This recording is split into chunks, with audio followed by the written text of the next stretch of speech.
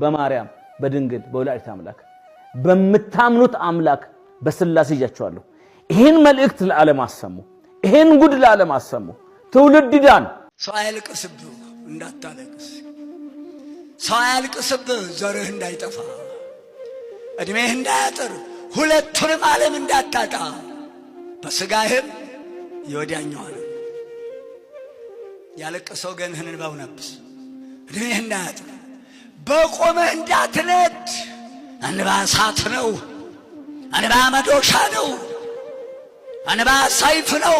አባቴ ልጅ ሆኜ እንባ የሰበረው አይጠገንም፣ እንባ የጣለው ትንሣኤ የለውም ይሉ ነበር።